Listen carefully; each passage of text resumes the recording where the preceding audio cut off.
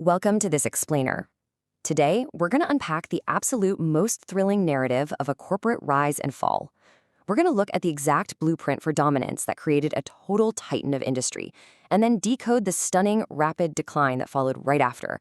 So if you've ever wanted to understand how massive business empires are built and how they can crumble practically overnight, you are in exactly the right place. Let's get into it. Picture this for just a second.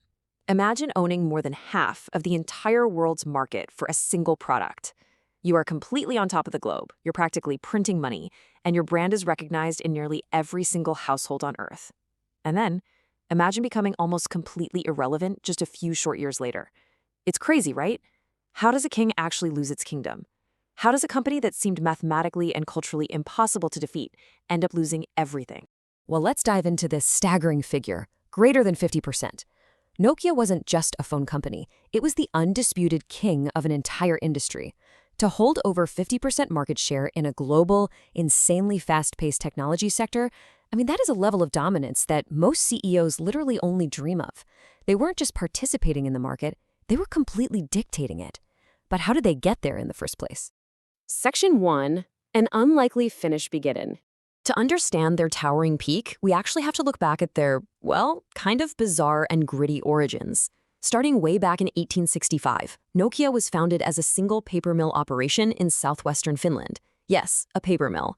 As the years went on, they realized they needed to adapt to survive, so they shifted into manufacturing rubber products. Think stuff like galoshes and tires. Decades later, they moved into producing electrical cables. And then finally, by the late 1900s, they began dipping their toes into the emerging world of electronics. What you really need to take away here is that their foundational DNA was built on ruthless adaptation. They survived by constantly reinventing themselves. Section 2, the telecommunications pivot. So, Nokia's leadership made this incredibly daring decision to pivot entirely. They started selling off their heavy, analog industrial businesses, the rubber and the cables, to go all in on a sleek digital future in telecommunications. And honestly, this was incredibly risky. They were basically abandoning reliable, decades-old revenue streams to bet the entire farm on an unproven digital future. But wow, did that bet pay off beautifully. It perfectly aligned with the mobile phone revolution, which was this explosive global adoption of personal wireless communication devices. Before this, remember, phones were attached to walls, or maybe they were giant heavy bricks you kept in your car. But the idea that every single human being on Earth would carry a personal wireless communication device right in their pocket, that was revolutionary. And Nokia positioned themselves exactly at the starting line right when the gun went off. Section 3, the mobile phone revolution. By going all in on this revolution, they transformed into an absolute giant. Competitors completely struggled to catch Nokia because they built what was essentially an impenetrable fortress on 4 key pillars. First, a strong global brand. Nokia meant quality everywhere, from Helsinki to Houston. Second, deep customer trust. When you bought a Nokia, you knew exactly what you were getting. Third, a rapid growth business strategy focused on massive scale and brilliant supply chain logistics, meaning they could make phones cheaper and faster than anyone else. And fourth, iconic product durability. You could drop these things down a flight of stairs and they would still work perfectly.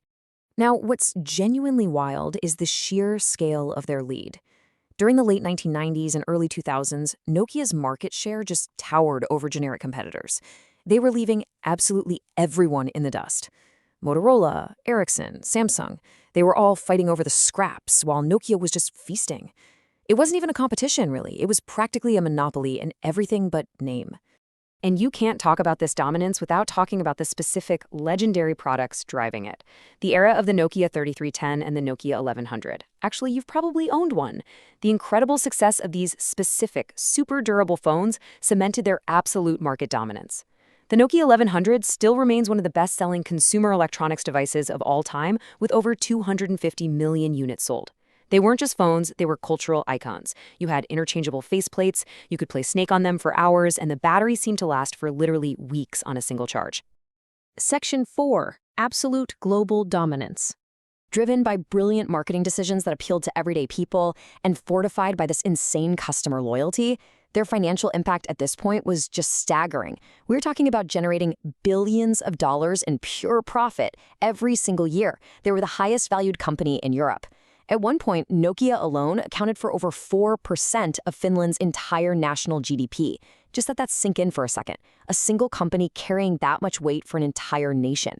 They had infinite resources, top talent, and essentially the loyalty of the world. Section 5. The day everything changed. But as we see so often in business history, towering success creates a really dangerous blind spot of complacency. While they were making billions of dollars and celebrating their invincible hardware, beneath the surface, serious internal problems and a total lack of foresight were silently threatening the foundation of the dynasty. You see, Nokia was a hardware company. They were obsessed with the physical phone itself, how durable it was, how cheaply it could be made. But the rest of the world was quietly shifting towards software, toward operating systems, apps, and fluid user experiences. There's this quote that captures the tragedy perfectly. No one inside Nokia realized what was about to happen. Inside those invincible walls, executives were lulled into a completely false sense of security. They saw early smartphones, sure, but they just dismissed them. They thought touchscreen devices were too fragile, had terrible battery life, and were just expensive toys for a tiny niche market. They completely missed that the mobile phone was about to transform from a simple communication device into a pocket-sized personal computer. They truly, genuinely believed their market dominance was permanent. They had the supply chains, they had the brand name, they had the billions in the bank. They thought they could simply outmuscle any new trend that came along.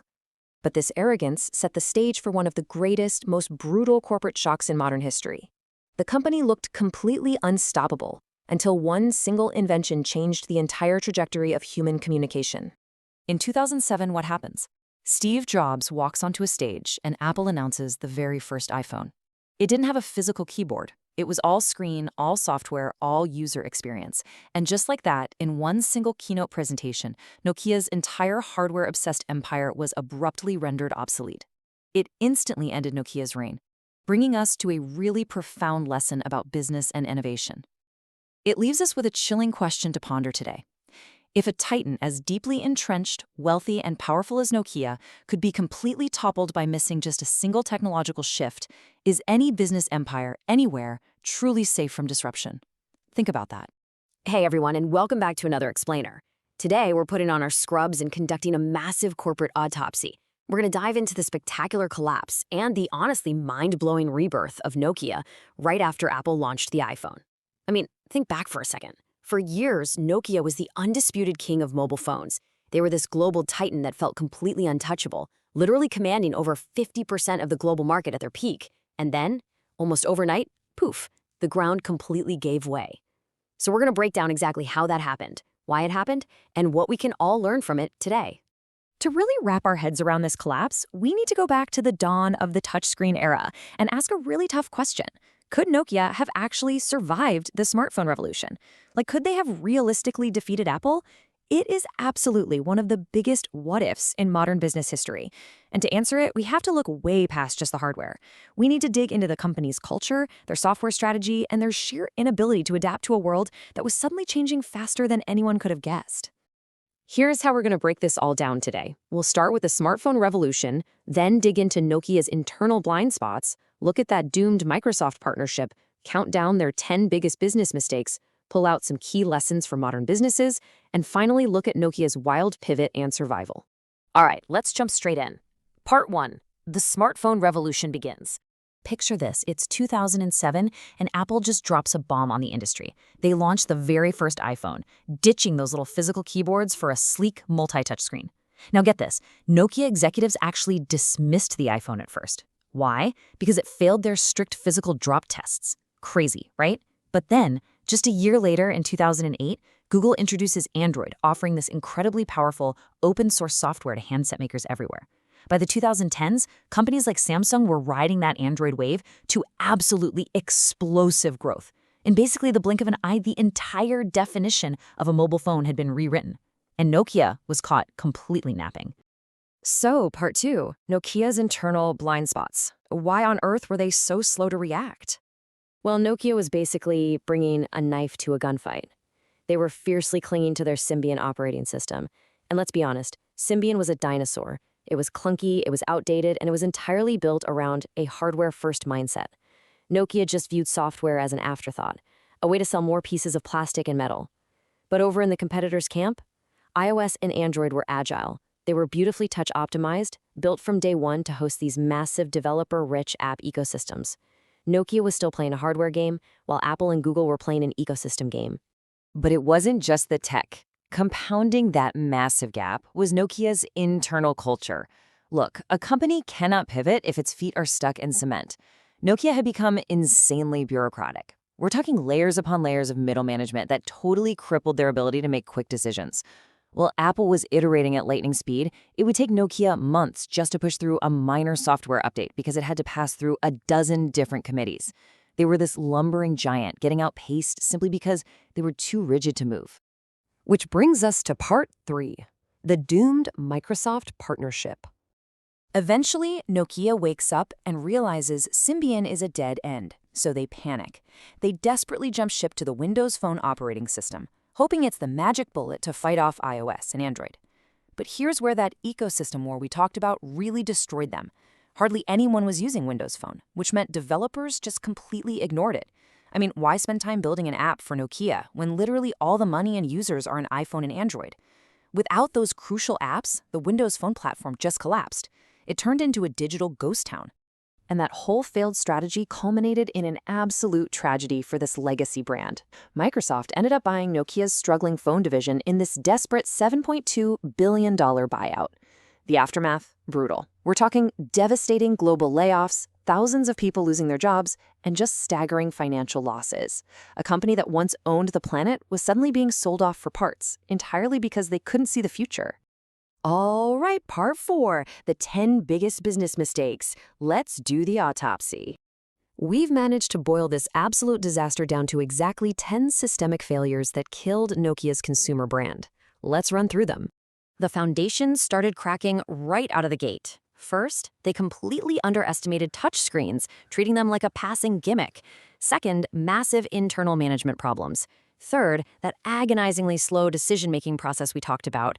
Fourth, stubbornly relying on the outdated Symbian OS.